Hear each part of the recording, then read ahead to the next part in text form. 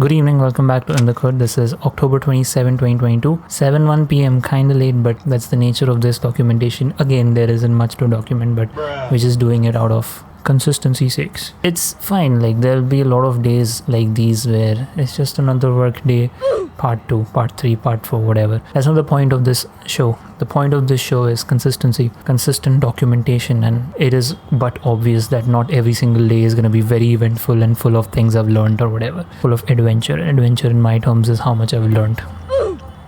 Nerd alert. Woke up at 6:45. I took Snowy down. Now there's a lot of things that went in from here. Yesterday night until night I was working on dad's work until 11:30. So I slept kind of weirdly, and then I woke up with a massive headache, and even Snowy was sleeping. So I was almost on the verge of let me just go back to sleep because it doesn't make sense. But then if I did sleep, I would get up at 9:30 or 10 or 10:30, and by the time I would get ready to take him down, it would be already 11.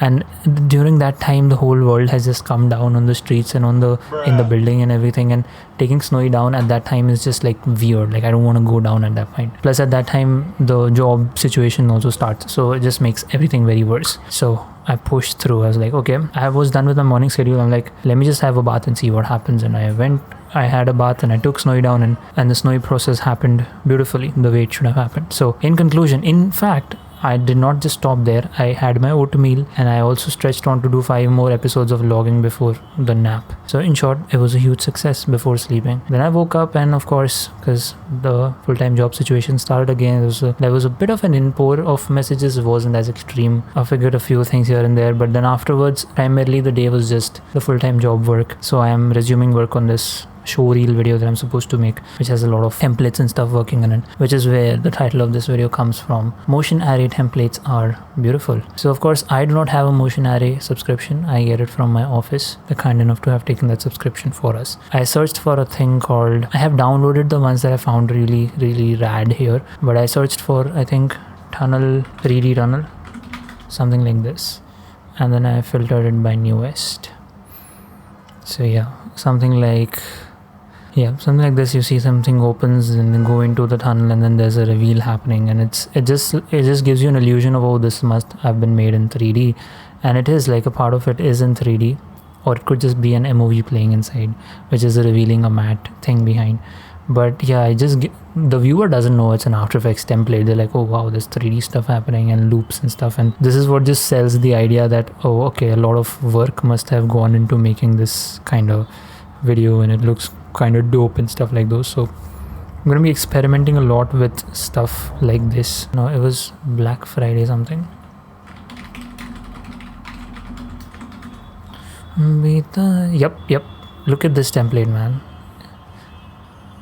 You don't play if you're playing audio, but this is crazy. I mean, of course I can see how easily this can be made inside Blender. That's not the question here. The question is like just revealing some form of text like this. That's super impactful, right? In fact, I could pick these templates apart and make a Blender tutorial on them. There's a content idea right there. A lot of content ideas come, and then you just scroll down and see similar templates, and you get so many beautiful templates. And it's not about using the template as it is. It's just about like picking up bits and parts from all these templates and making them into one cohesive thing, which looks like, oh my god, this is the next level video. That's how they make next level videos. At least that's what I feel. That's what I've understood. Oh, that was cool, man. The skull thing, crazy. Oh, wow. That's nice. Some real nice stuff on motion array.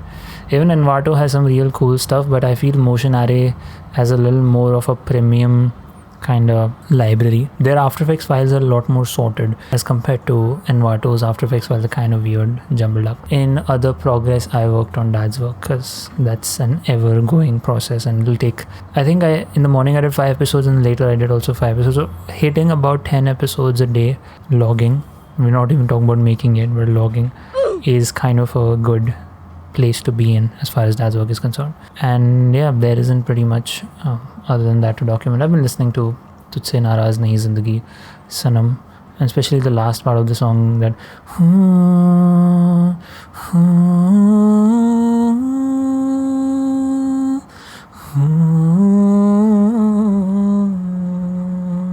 which just gets to my heart every time. That's it for today's documentation. Thank you so much for being in the khud. I will catch you tomorrow. Peace.